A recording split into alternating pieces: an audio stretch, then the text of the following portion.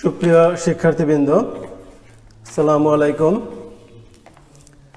তোমাদের তথ্য যোগাযোগ প্রযুক্তি বিষয়ের ক্লাসের ধারাবাহিকতায় আমরা প্রথম অধ্যায়ে ক্লাস নিচ্ছি।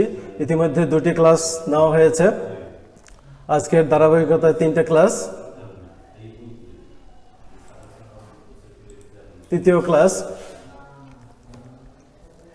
তৃতীয় ক্লাসে আমরা কৃত্রিম বুদ্ধিমত্তা এবং রোবোটিক্স বিষয়ে আলোচনা করব।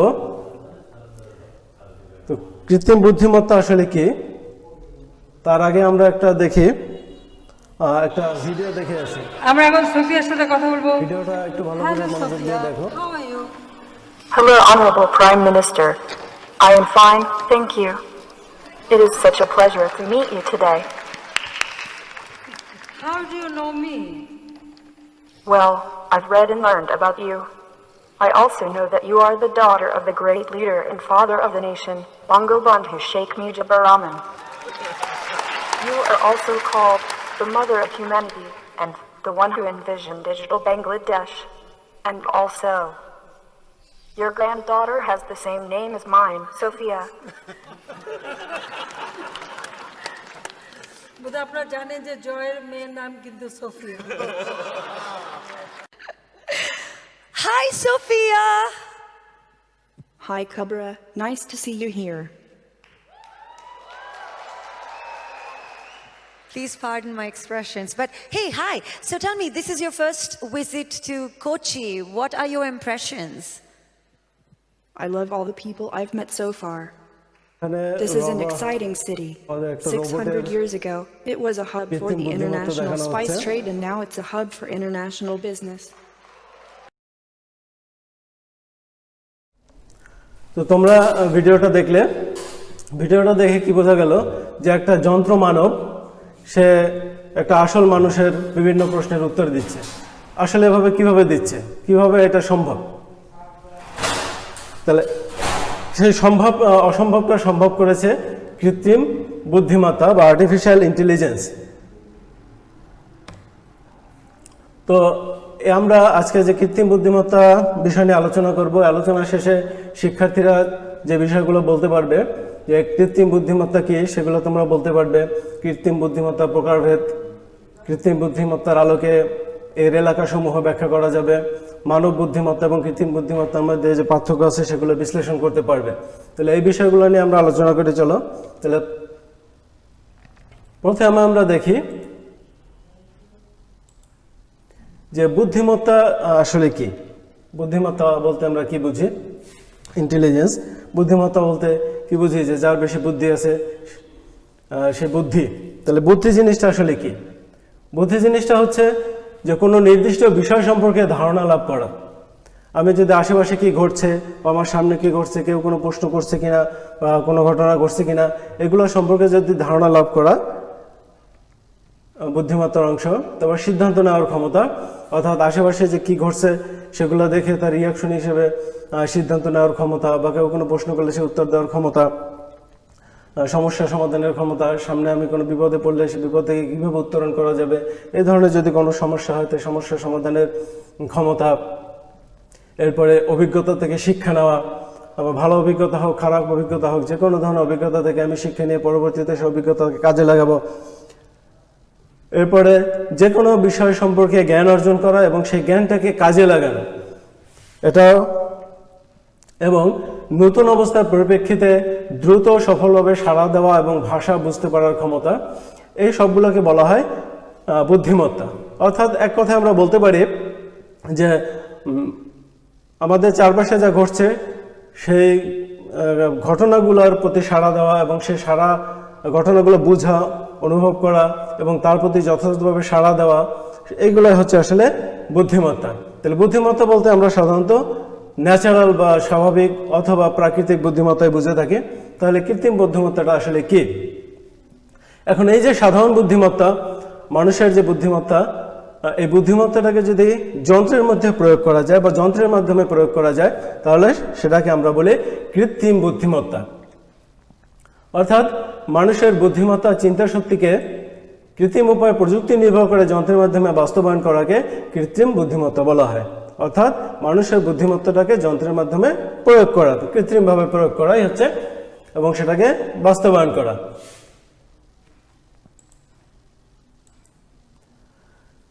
কৃত্রিম বুদ্ধিমত্তা মূলত শুরু হয়েছে অ্যালান ম্যাথিসন টুরিং 1950 সালে তিনি একটা টুরিং টেস্ট আবিষ্কার করেন। সেটা হচ্ছে যে একটা মেশিনের চিন্তা করার ক্ষমতা আছে কিনা এই বিষয়ে তিনি একটা টুরিং টেস্ট আবিষ্কার করেন, এবং পরবর্তীতে যে বিজ্ঞানী আমাদের কৃত্রিম বুদ্ধিমত্তাটাকে সবার কাছে পরিচিত করেন তিনি হচ্ছেন জন ম্যাকার্থি। জন ম্যাকার্থি সর্বপ্রথম কৃত্রিম বুদ্ধিমত্তার টার্মটা চালু করেন। তাহলে কৃত্রিম বুদ্ধিমত্তা আবিষ্কারের ক্ষেত্রে এবং তার অগ্রগতির ক্ষেত্রে এই দুইজনের অবদান অনস্বীকার্য। একজন হচ্ছেন অ্যালান ম্যাথিসন টুরিং এবং অন্যজন জন ম্যাকার্থি। কৃত্রিম বুদ্ধিমত্তা আসলে যে বুদ্ধিমত্তা দেওয়া হয় সেগুলো বিভিন্ন প্রোগ্রামিং ভাষার মাধ্যমে বুদ্ধিটাকে যন্ত্রের ভিতর প্রবেশ করানো হয়, এবং সেক্ষেত্রে বিভিন্ন ধরনের ভাষা ব্যবহার করা হয়। সে ভাষাগুলো হচ্ছে LISP, লিস্ট প্রসেসিং, তারপর ক্লিস্প, প্রোলগ, C++, জাভা। এই সমস্ত ভাষা ব্যবহার করে যন্ত্রকে কৃত্রিম বুদ্ধিমত্তার উপযোগী করা হয়। কৃত্রিম বুদ্ধিমত্তাটাকে দুই ভাগে ভাগ করা যায়, একটা দুর্বল কৃত্রিম বুদ্ধিমত্তা আর একটা হচ্ছে শক্তিশালী কৃত্রিম বুদ্ধিমত্তা। দুর্বল কি, যেখানে শুধুমাত্র একটা বিষয়ের উপর একটা নির্দিষ্ট কাজ সম্পাদনের জন্য কৃত্রিম বুদ্ধিমত্তা সৃষ্টি করা হয় বা ডিজাইন করা হয়, তাহলে সেটাকে বলা হয় দুর্বল কৃত্রিম বুদ্ধিমত্তা। যেমন ভিডিও গেম খেলা, দাবা খেলা, ব্যক্তিগত সহায়তা, যেমন অনেকে জানো অ্যামাজনের অ্যালেক্সা নামক একটা কৃত্রিম বুদ্ধিমত্তা সম্পন্ন যন্ত্র আছে, অ্যাপলের আছে সিরি। তো এগুলো হচ্ছে দুর্বল কৃত্রিম বুদ্ধিমত্তা সম্পন্ন যন্ত্র। আর শক্তিশালী হচ্ছে যখন একাধিক কাজ বা একাধিক সিস্টেম চালু করার জন্য, একটা জটিল সিস্টেম আর কি, এখানে যে একাধিক সিস্টেম উপযোগী করার জন্য, একাধিক কাজ করার জন্য যে কৃত্রিম বুদ্ধিমত্তা সম্পন্ন যন্ত্র তৈরি করা হয় সেটা হচ্ছে শক্তিশালী কৃত্রিম বুদ্ধিমত্তা। যেমন ড্রাইভিং গাড়িগুলোতে বা হাসপাতালের অপারেটিং রুমগুলোতে এই ধরনের সিস্টেম ব্যবহৃত হয়, অর্থাৎ এখানে একাধিক ধরনের কাজ সাধারণত করে থাকে। এবার আসি কৃত্রিম বুদ্ধিমত্তার জ্ঞানের ক্ষেত্রসমূহ, ডোমেন্স অফ আর্টিফিশিয়াল ইন্টেলিজেন্স। কৃত্রিম বুদ্ধিমত্তার ক্ষেত্রে তিনটা প্রধান গ্রুপ আছে। এক নম্বরে হচ্ছে বুদ্ধিভিত্তিক বিজ্ঞান। বুদ্ধিভিত্তিক বিজ্ঞানের ভিতরে আবার কতগুলো ধাপ আছে, যেমন expert learning, spark system, learning system, fuzzy logic, neural network, genetic algorithm, intelligent agent. এই বিষয়গুলো নিয়ে আমি একটু পরে আলোচনা করব। এরপর আমরা দ্বিতীয় গ্রুপটা দেখি। দ্বিতীয় হচ্ছে রোবোটিক্স। রোবোটিক্সের ক্ষেত্রে আছে ভিজুয়াল পারসেপশন, ট্যাকটিলিটি, ডেক্সটারিটি, লোকোমোশন, নেভিগেশন ইত্যাদি। আর তৃতীয় হচ্ছে ন্যাচারাল ইন্টারফেস। ন্যাচারাল ইন্টারফেসের ভিতরে আছে natural language, speak recognition, multisensory interface, virtual reality, এগুলা। তো আমরা প্রথমটা নিয়ে আলোচনা করব। প্রথম হচ্ছে এক্সপার্ট সিস্টেম। তোমরা এখানে ছবিতে দেখতে পাচ্ছ যেখানে নলেজ ফ্রম অ্যান এক্সপার্ট, অর্থাৎ একজন এক্সপার্ট জ্ঞান সম্পন্ন লোকের কাছ থেকে নলেজ যাচ্ছে। কোথায় যাচ্ছে? এখানে একটা বেস বা ঘাঁটিতে জমা হচ্ছে। তাহলে এই জন্য এটাকে বলা হয় নলেজ বেস, অর্থাৎ এখানে একজন এক্সপার্টের কাছ থেকে এখানে নলেজ জমা হচ্ছে। জমা হয়ে এখানে রুলস ইঞ্জিন, এটা হচ্ছে যে প্রসেসিং ইউনিটের মতো এখানে প্রসেস করা হয়। কেন প্রসেস করা হয়? যে তখন একজন নন এক্সপার্ট ইউজার, অর্থাৎ যে প্রশ্নের সমাধান, কোনো কিছুর সমাধান যদি চায়, কোনো প্রশ্ন চায়, তাহলে সে কি করবে? সে কিছু স্যাম্পল ইউনিট দিবে, ইনপুট দিবে। সে ইউজার ইন্টারফেস, যেমন কম্পিউটার, ল্যাপটপ ইত্যাদিতে কিছু ইনপুট দিবে, কোনো প্রশ্ন থাকলে সে প্রশ্ন করবে, সেটা এই রুলস ইঞ্জিনে এইখানে প্রসেসিং হবে। প্রসেসিং হয়ে তার কোয়েরি অনুযায়ী, তার প্রশ্ন অনুযায়ী উত্তর এখানে প্রসেস হয়ে তারপর আবার ইউজার ইন্টারফেসে সে দেখতে পাবে। তাহলে এই যে সিস্টেমটা, এখানে এই সিস্টেমটাকে বলা হয় এক্সপার্ট সিস্টেম, অর্থাৎ এক্সপার্টস একজন লোকের বা এক্সপার্টের নলেজ এক জায়গায় জমা রেখে সেখান থেকে আনএক্সপার্ট একজন লোক সেগুলোকে ব্যবহার করতে পারে।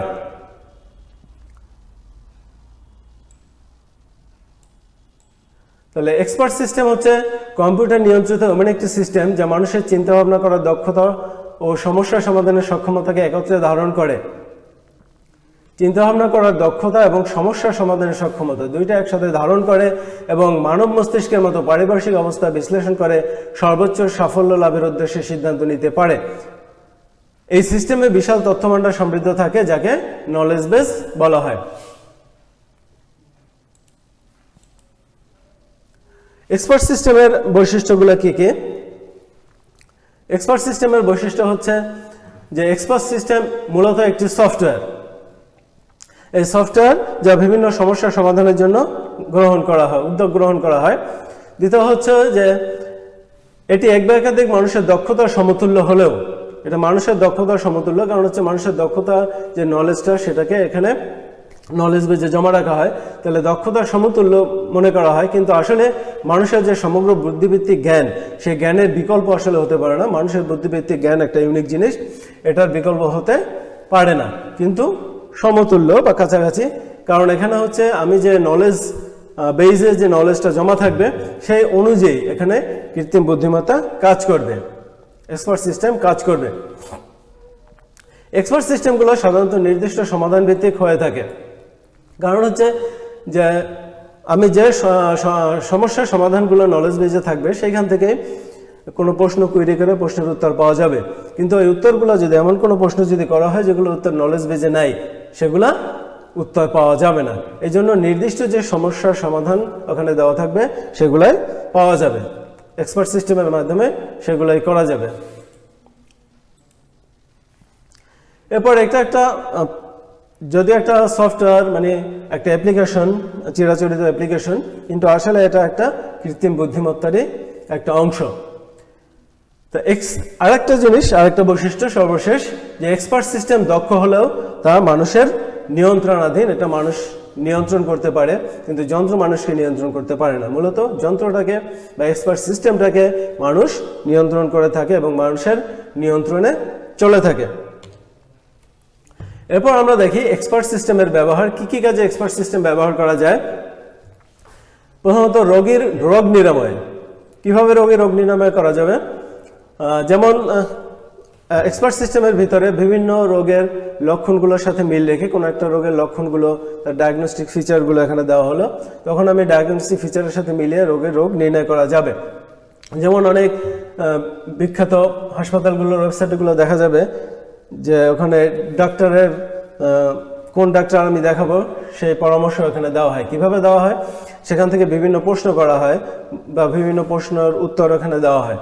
বিভিন্ন প্রশ্নের উত্তর দিলে, অর্থাৎ বিভিন্ন প্রশ্ন বলতে এখানে লক্ষণগুলো, কি কি লক্ষণ আমার শরীরে বিদ্যমান আছে, সেই লক্ষণগুলো অনুযায়ী আমি যদি ওখানে ইনপুট দেই, তাহলে সেই লক্ষণগুলো মিলিয়ে ওখানে যে ডাটাবেজে যে ডাটা থাকে তার সাথে লক্ষণগুলো মিলিয়ে সে সাপোর্ট করবে যে কোন ধরনের ডাক্তার, আমার কি হার্টের স্পেশালিস্ট দেখাতে হবে, না চর্মের স্পেশালিস্ট দেখাতে হবে, নাকি ডায়াবেটোলজিস্টকে দেখাতে হবে, এগুলো বিভিন্ন সাজেশন দিয়ে থাকে। তাহলে এগুলোই এক্সপার্ট সিস্টেমের মাধ্যমে হয়ে থাকে।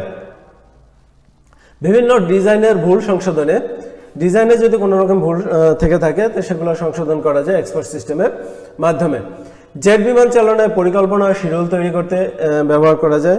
বিমানের বিভিন্ন ধরনের যে শিডিউল থাকে সেই শিডিউল এক্সপার্ট সিস্টেম ব্যবহার করা যায়।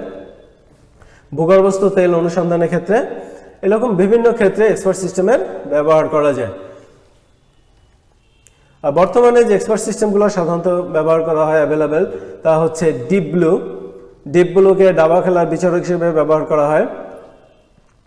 এরপর আছে ইন্টারনিস্ট, চিকিৎসা পরামর্শ প্রদান এবং নির্ভুলভাবে জটিল রোগ সার্জারির ক্ষেত্রে ব্যবহার করা হয়।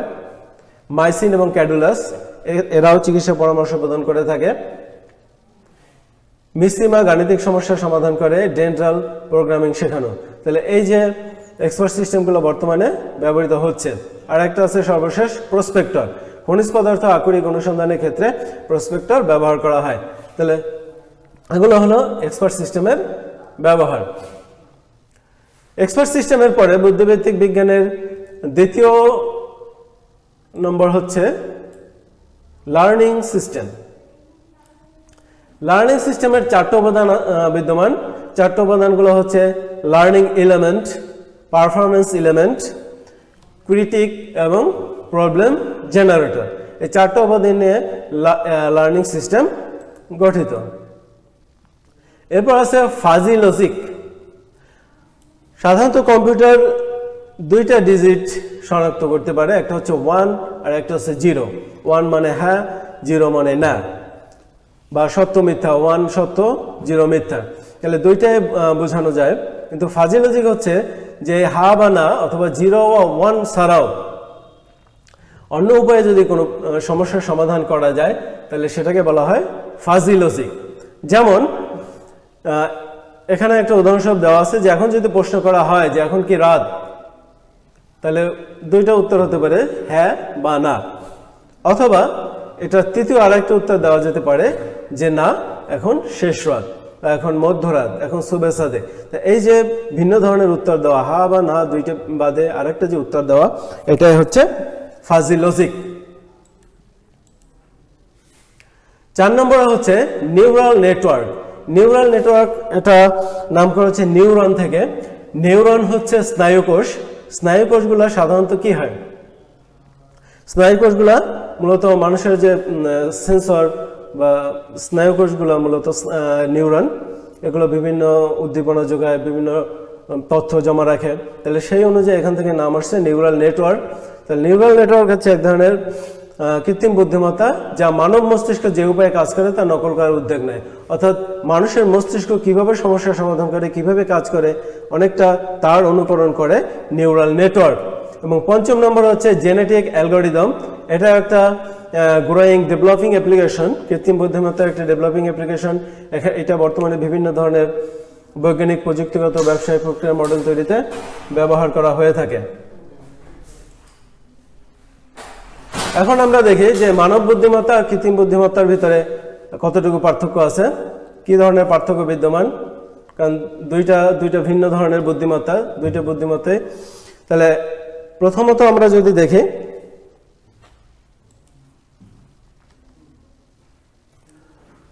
প্রথমত হচ্ছে যে মানব বুদ্ধিমত্তা সরাসরি ইন্দ্রিয় সময়ের অভিজ্ঞতাকে ব্যবহার করে তার পারদর্শিতা প্রদর্শন করে। অর্থাৎ আমাদের মানুষের 5ম ইন্দ্রিয় আছে, এই 5 ইন্দ্রিয়র সাহায্যে আমরা যে কোনো বুদ্ধিমত্তাকে কাজে লাগাই, যে কোনো সমস্যার সমাধান করে থাকি। কিন্তু কৃত্রিম বুদ্ধিমত্তায় এই সুবিধাটা নাই, এরা শুধুমাত্র তাদের ভান্ডারে যে সমস্যার সমাধান থাকে সেই অনুযায়ী সে সমাধান করে থাকে। দ্বিতীয় হচ্ছে 2 নম্বরে মানব বুদ্ধিমত্তা সৃষ্টিশীল। মানুষ সৃষ্টিশীল চিন্তাভাবনা করতে পারে, যে কোনো নতুন ধরনের চিন্তাভাবনা করতে পারে, একভাবে সমাধান না হলে আরেকভাবে করতে পারে। কিন্তু কৃত্রিম বুদ্ধিমত্তা সৃষ্টিশীল না, তাকে যেভাবে ওখানে প্রোগ্রামিং করা থাকে শুধুমাত্র সেই সমাধানটা সে দিতে পারবে, ভিন্ন কোনোটা দিতে পারবে না। 3 নম্বরে হচ্ছে মানব বুদ্ধিমত্তার মাধ্যমে অর্জিত জ্ঞান ও দক্ষতাকে খুব সহজে প্রতিরূপ তৈরি বা অন্যকে সরবরাহ করা যায় না। অর্থাৎ মানুষের যে বুদ্ধিমত্তা আছে এটা নকল করা বা এটা অন্য আরেকজনকে দিয়ে দেওয়া সম্ভব না। কিন্তু কৃত্রিম বুদ্ধিমত্তা এটা সহজেই অন্যকে দিয়ে দেওয়া সম্ভব। মানে একটা যন্ত্র থেকে আরেকটা, এটা যেহেতু একটা প্রোগ্রাম, একটা যন্ত্র থেকে আরেকটা যন্ত্রকে এটা সরবরাহ করা সম্ভব। চতুর্থত 4 নম্বরে মানব বুদ্ধিমত্তা প্রকৃতিগতভাবে প্রাপ্ত। এটা প্রাকৃতিকভাবে মানুষের দেহে তৈরি হয়, কিন্তু কৃত্রিম বুদ্ধিমত্তা প্রাকৃতিকভাবে তৈরি না, এটা মানুষ সৃষ্টি করে। 5 নম্বরে মানব বুদ্ধিমত্তা চিরস্থায়ী না। এটা আমরা জানি যে শিশুকালে বুদ্ধিমত্তা এক ধরনের থাকে, এরপর বয়স বাড়ার সাথে সাথে অন্য ধরনের হয়, আবার বয়স্ক বৃদ্ধ হয়ে গেলে অন্য ধরনের হয়। অর্থাৎ বুদ্ধিমত্তাটা একই রকম থাকে না, ছোটকালে যেরকম থাকে বড় হলে তার পরিবর্তন ঘটে, বুদ্ধিমত্তা পরিবর্তন ঘটে, অবনতি করতে পারে, উন্নতি করতে পারে। কিন্তু কৃত্রিম বুদ্ধিমত্তা চিরস্থায়ী, এটা যেভাবে দেওয়া থাকবে সেভাবেই থাকবে, যদি না প্রোগ্রামটাকে চেঞ্জ করা না হয়। প্রোগ্রাম যদি স্থির থাকে তাহলে বুদ্ধিমত্তাটাও স্থির থাকবে, কোনো ধরনের পরিবর্তন হবে না। মানব বুদ্ধিমত্তা ক্রমেই বিকশিত হতে পারে, কিন্তু কৃত্রিম বুদ্ধিমত্তা বিকশিত হওয়ার কোনো চান্স নাই, সুযোগ নাই। 4 নম্বরে মানব বুদ্ধিমত্তাকে লিখে রাখা সম্ভব না, এটা অটোমেটিক তৈরি হয়, কিন্তু কৃত্রিম বুদ্ধিমত্তাকে প্রোগ্রামে কোড আকারে লিখে রাখা যায়। 8 নম্বরে এক জাতীয় কাজ হলো মানব বুদ্ধিমত্তাকে ব্যবহারের বিষয়টি বেশিরভাগ ক্ষেত্রেই ব্যয়বহুল, কিন্তু কৃত্রিম বুদ্ধিমত্তা অতটা ব্যয়বহুল না, এটা একবার তৈরি করলে এটা অনেক দিন ধরে ব্যবহার করা যায়।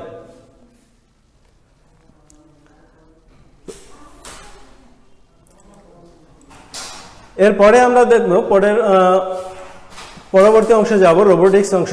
তো রোবোটিক্স অংশে যাওয়ার আগে আমরা একটা ভিডিও ক্লিপ দেখি।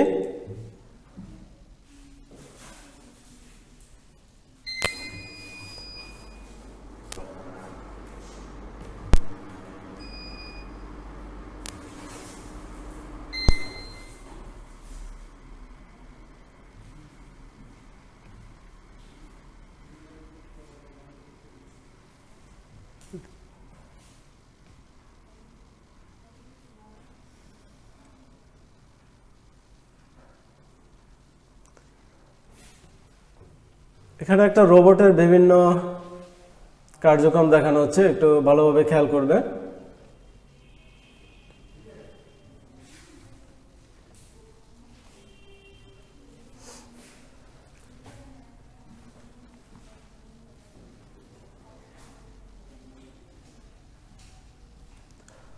ওয়াইফাই, এখানে ওয়াইফাই সাহায্যে সে কাজ করতেছে।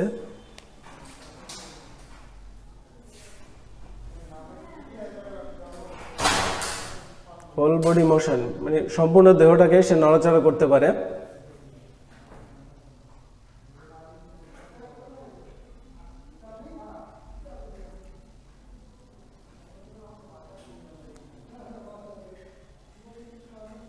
হেয়ার্স অ্যান্ড হ্যান্ডস, মানুষের হাতের মতো সেগুলোকে ধরতে পারে।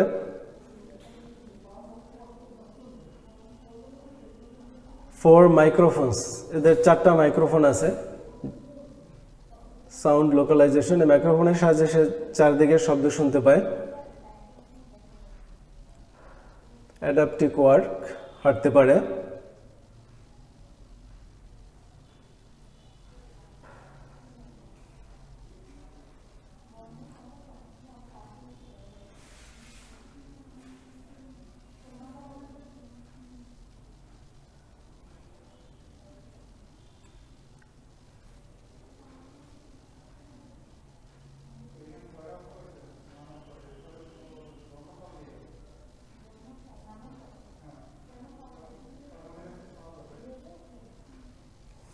এখানে রোবটটা পড়ে গেছে, পড়ে যাওয়ার পর সে আবার উঠতে পারতেছে। মানুষের মতো সে আবার হাতে হাঁটুতে ভর দিয়ে উঠে।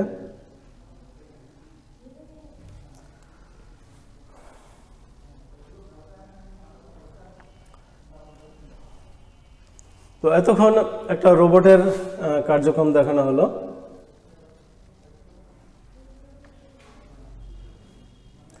রোবটটা আসলে কিভাবে কাজ করে?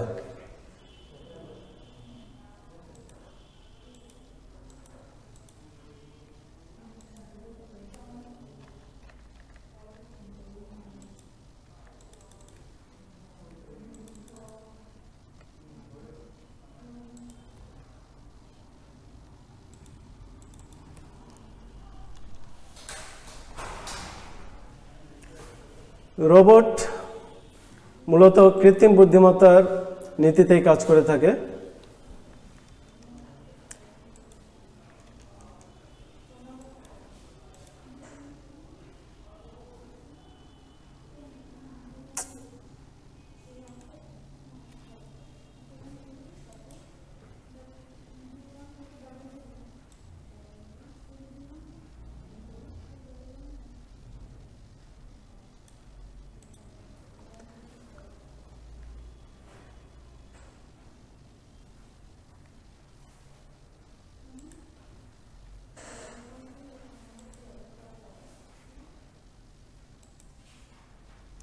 আচ্ছা, তো রোবটের কার্যক্রম দেখলে রোবটটা আসলে কিভাবে কাজ করে। সে দেখো মানুষের মতো হাত দিয়ে ধরতেছে, মানুষের মতো চলাচল করতেছে। তাহলে এটা মূলত হচ্ছে যে কৃত্রিম বুদ্ধিমত্তা বা আর্টিফিশিয়াল ইন্টেলিজেন্সের উপর ভিত্তি করে রোবটটা কাজ করে। তাহলে আমাদের পরের অংশ হচ্ছে রোবোটিক্স বা রোবট নিয়ে। তাহলে পরের অংশে আমরা শিখব রোবোটিক্স কি, এ বিষয়ে শিখব, বা রোবট বলতে কি বোঝায়, সে রোবোটিক্স কি, রোবোটিক্সের উপাদান, মূলত রোবটের উপাদান, কি কি উপাদান নিয়ে রোবট গঠিত হয়, এরপরে রোবোটিক্সের বিভিন্ন ধরনের বৈশিষ্ট্য, তার ব্যবহার ইত্যাদি বিষয়ে আমরা এই অধ্যায়ে জানব। তো প্রথমে এখানে দেখো কিছু চিত্র আছে। এখানে দেখা যাচ্ছে যে নিচের চিত্রে একটা রোবট একজন মানুষকে অনুকরণ করছে।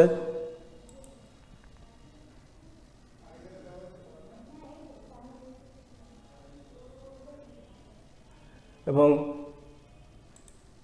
এই চিত্রে যে একজন মানুষ একটা রোবটকে ধাক্কা দিচ্ছে, তারপরে সে ভারসাম্য বজায় রাখছে। তাহলে এই রোবটটা আসলে কি? রোবট হচ্ছে কম্পিউটার নিয়ন্ত্রিত একটা ইলেকট্রোমেকানিক্যাল ব্যবস্থা, স্বয়ংক্রিয় ব্যবস্থা, যে ব্যবস্থায় মানুষের নির্দেশে, কোনো ব্যক্তির নির্দেশে কাজ করে, অথবা সে স্বয়ংক্রিয়ভাবেও কাজ করতে পারে। তার মানে এটা স্বয়ংক্রিয় হতে পারে অথবা আধা স্বয়ংক্রিয় হতে পারে। তাহলে এটা মূলত হচ্ছে কৃত্রিম বুদ্ধিমত্তা সমন্বিত একটা ইলেকট্রোমেকানিক্যাল যান্ত্রিক ব্যবস্থা। এবং এই যান্ত্রিক ব্যবস্থা বা রোবটের নকশা, ডিজাইন ইত্যাদি পরিচালন প্রক্রিয়া, কাজ, প্রয়োগক্ষেত্র নিয়ে যেখানে আলোচনা করা হয়, মূলত রোবটের কাজ, রোবটটা কিভাবে তৈরি হবে, রোবটটা কিভাবে পরিচালিত করা হবে, এই সমস্ত বিষয় নিয়ে যেখানে আলোচনা করা হয়, সেই শাখাটাকেই বলা হয় রোবোটিক্স। এখন আমরা এই রোবটের উপাদানগুলো দেখি যে কি কি উপাদান নিয়ে রোবটে গঠিত। যদিও ভিডিওতে আমরা অনেক কিছু দেখেছি, তারপরে দেখো যে ভয়েস সিনথেসিস, এখানে সে যে ভয়েসটা শুনে সে ভয়েসটা বিশ্লেষণ করতে পারে। ইমোশনস, এখানে মূলত সেন্সরস থাকে, অনুভূতি প্রয়োগ করতে পারে। তারপর আছে এমবেডেড সিপিইউ, এটা কম্পিউটারের যে সিপিইউ থাকে সেরকম সিপিইউ এটার অভ্যন্তরে থাকে, উইথ ওয়াইফাই, অর্থাৎ ওয়াইফাইয়ের মাধ্যমে চলাচল করে। লিপো ব্যাটারি, এর বিদ্যুৎ কানেকশনের জন্য ব্যাটারি। 25 ডিগ্রিজ অফ ফ্রিডম, অর্থাৎ এই অংশটা 25 ডিগ্রি নড়াচড়া করতে পারে। ভয়েস রিকগনিশনের জন্য এখানে সেন্সর আছে। 2টা ক্যামেরা আছে, ক্যামেরা 2টার সাহায্যে সে সামনে দেখতে পায়। সুইচেবল হেড, মাথাটা নড়াচড়া করতে পারে। প্রিহেন্সিভ হ্যান্ডস। তারপর লাইনাক্স ওয়েস, অর্থাৎ লিনাক্স অপারেটিং সিস্টেম, এটা লিনাক্স অপারেটিং সিস্টেমে কাজ করে এবং এর উচ্চতা হচ্ছে 23 ইঞ্চি। তাহলে এই হচ্ছে মোটামুটি গঠন। আমরা তারপরে বিস্তারিত বিভিন্ন অংশগুলো যদি আমরা দেখি আলাদা করে, যে রোবটের সাধারণত কি থাকে, প্রসেসর থাকে। কম্পিউটারে যেরকম প্রসেসর থাকে, এই প্রসেসরই কম্পিউটারকে নিয়ন্ত্রিত করে, মানে প্রসেসরেই সব কিছু নিয়ন্ত্রিত হয়, ওখানে সব ধরনের কাজ হয়। তাহলে এরকম একটা প্রসেসর রোবটেও থাকে। এরপর পাওয়ার সিস্টেমের জন্য রিচার্জেবল ব্যাটারি ব্যবহার করা হয়। ইলেকট্রিক সার্কিট, বিভিন্ন ধরনের সার্কিট থাকে যেগুলো বিভিন্ন ধরনের যন্ত্র চালাতে ব্যবহৃত হয়। এরপর আছে অ্যাকচুয়েটার। অ্যাকচুয়েটার হচ্ছে এগুলো নড়াচড়া করানোর জন্য, যে বিভিন্ন ধরনের অঙ্গপ্রত্যঙ্গ নড়াচড়া করানোর জন্য অ্যাকচুয়েটারগুলো ব্যবহার করা হয়। এরপর আছে সেন্সর, বিভিন্ন ধরনের সেন্সর এখানে লাগানো থাকে। চারপাশের তাপ বোঝানোর জন্য এক ধরনের সেন্সর, চাপের জন্য এক ধরনের সেন্সর, কথা বোঝার জন্য এক ধরনের সেন্সর, এরকম বিভিন্ন ধরনের সেন্সর ব্যবহার করা হয়ে থাকে। এবং এখানে দেখতেছে যে মুভেবল বডি, অর্থাৎ চাকা, হাত ইত্যাদি তৈরি করার জন্য বিভিন্ন ধরনের যান্ত্রিক হাত তৈরি করা হয়, যান্ত্রিক পা তৈরি করা হয় এবং চলাচলের জন্য চাকা তৈরি করা হয়। তাহলে রোবটের বৈশিষ্ট্যগুলো কি? রোবটের বৈশিষ্ট্য হচ্ছে যে এটা মূলত সফটওয়্যার নিয়ন্ত্রিত একটা ব্যবস্থা, কিন্তু এটা নিখুঁতভাবে কাজ করতে পারে, এর কোনো ভুল থাকে না। যেভাবে সফটওয়্যারে প্রোগ্রামিং কোড লোড দেওয়া হয় সেই অনুযায়ী এটা কাজ করে থাকে নিখুঁতভাবে এবং খুব দ্রুততার সাথে কাজ করে থাকে, সাধারণত অলস প্রকৃতির হয় না।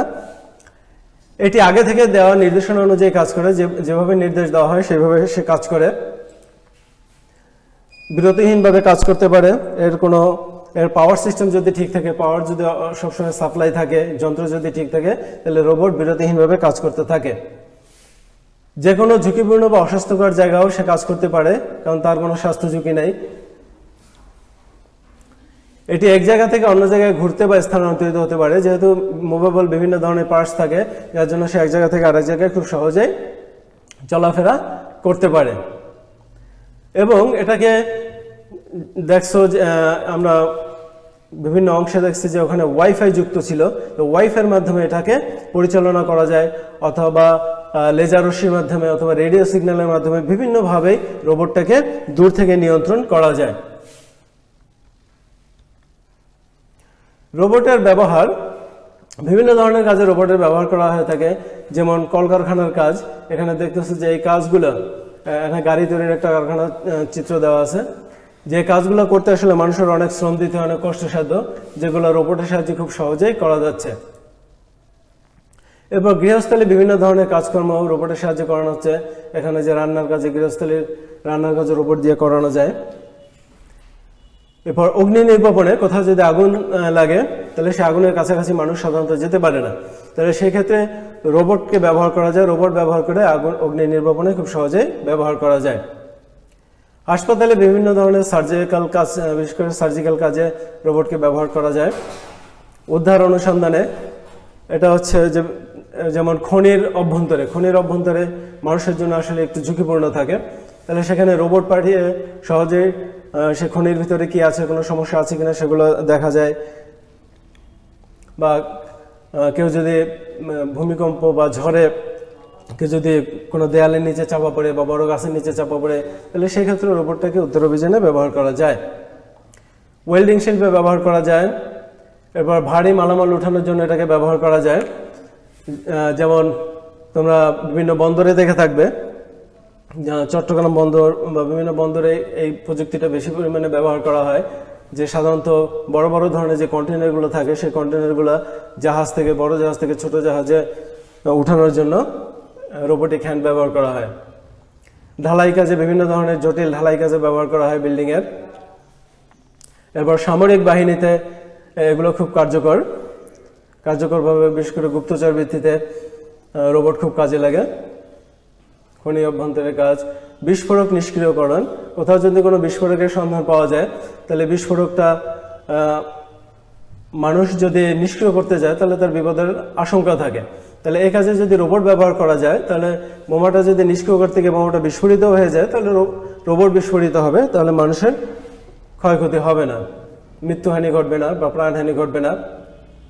এবার ডুবোজাহাজের অনুসন্ধানের ক্ষেত্রে ব্যবহার করা যায়, যে সমুদ্রের তলে যদি কোনো জাহাজ ডুবে যায় তাহলে সেটা কোন জায়গায় আছে, কোন অবস্থানে আছে, কিভাবে আছে, সেগুলো অনুসন্ধানের ক্ষেত্রে ব্যবহার করা যায়।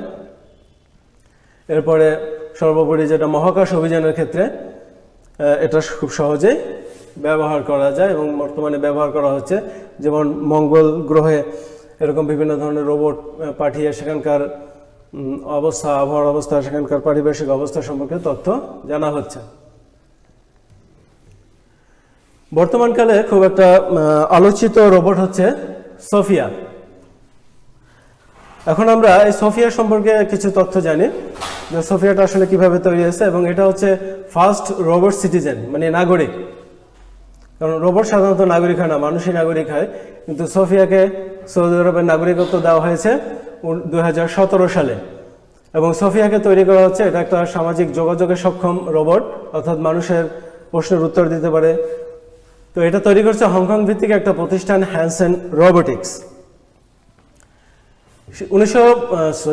2015 সালের 19 এপ্রিল সোফিয়া অ্যাক্টিভ হয়, তাকে অ্যাক্টিভ করা হয়, এবং সে প্রশ্ন করলে সে কবে অ্যাক্টিভ হয়েছে সে উত্তর সে দিতে পারে। তাকে নকশা করা হয় হলিউড অভিনেত্রী অ্যান্ড্রে হেপবার্নের মতো করে, তার চেহারার মতো অনুকরণে। এবং এই রোবটটা মানুষের মুখের ফেসিয়াল রিকগনিশন করতে পারে, অর্থাৎ মুখমণ্ডলের অবস্থা বুঝে সে প্রশ্নের উত্তর দিতে পারে বা সেই অনুযায়ী সে রিয়াকশন করতে পারে। যেটা আমরা তোমাদের আজকের প্রথম ভিডিওতে দেখিয়েছি যে সোফিয়া কিভাবে তার রিয়াকশন দেয় বা কিভাবে সে প্রশ্নের উত্তর দিতে পারে বা অনেকক্ষণ ধরে কিভাবে কাজ চালাতে পারে। তো আমরা আজকে আর্টিফিশিয়াল ইন্টেলিজেন্স এবং আর্টিফিশিয়াল ইন্টেলিজেন্সের প্রয়োগ, যে রোবট, এগুলো নিয়ে আলোচনা করলাম। এখানে কিছু প্রশ্ন আছে, এই প্রশ্নগুলো তোমরা অনুশীলন করতে পারো বাসায়।